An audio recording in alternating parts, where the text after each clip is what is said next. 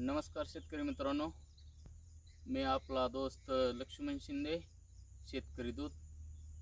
आपण आज आपल्या केळी पिकामध्ये आलेलो आहोत. जे केळी पिकाला आपण शेड्यूल विज्ञान संत अंकुश पाटील यांचं चालू केलेलं आहे. आपण फक्त विज्ञान संत अंकुश पाटील यांचं आपल्या केळीला 4 महिने पूर्ण झाले, त्यानंतर आपण वापरायला चालू केलं. आता हे आपली केळी पूर्ण 5 महिन्याची आहे. तरी ज्यावेळेस आपण जमीन निवडली होती त्यावेळेस ह्या जमिनीमध्ये केळी लावू नको असा मला लोकांनी सल्ला दिलता, परंतु मी ह्यात धाडस केलं आणि लावली. आपण का लावू नको म्हणत होते? कारण आपल्या जमिनीमध्ये पूर्ण गवत आहे, हराळ जास्त आहे, धनुरा आहे.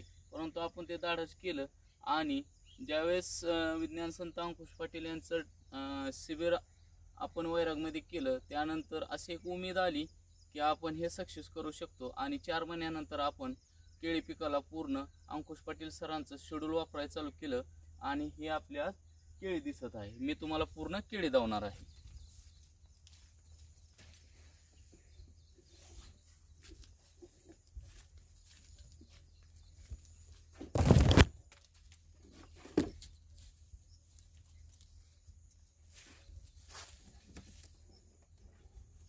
हे बघा,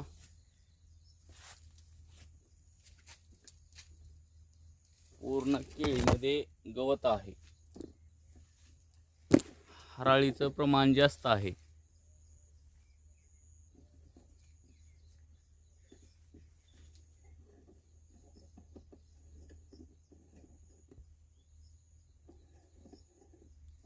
तरी देखील आपली केळी अतिशय सुंदर आलेली आहे.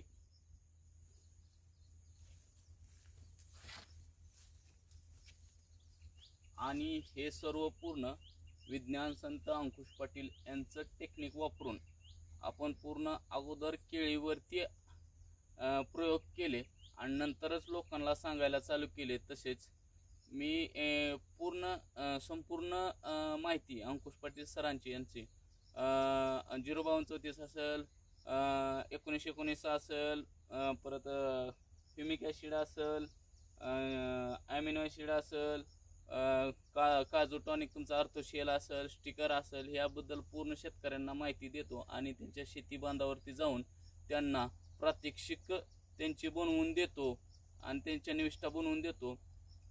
तरी माझी एवढीच एक विनंती आहे शेतकऱ्यांना की आपण एवढं कष्ट करतो, आपण एवढे शेतीमध्ये औषधं खतं घालतो, एवढी महागडे घालतो, एवढा खर्च करतो, तर शेतकरी मित्रांना एवढीच विनंती आहे की आपण शेतकरी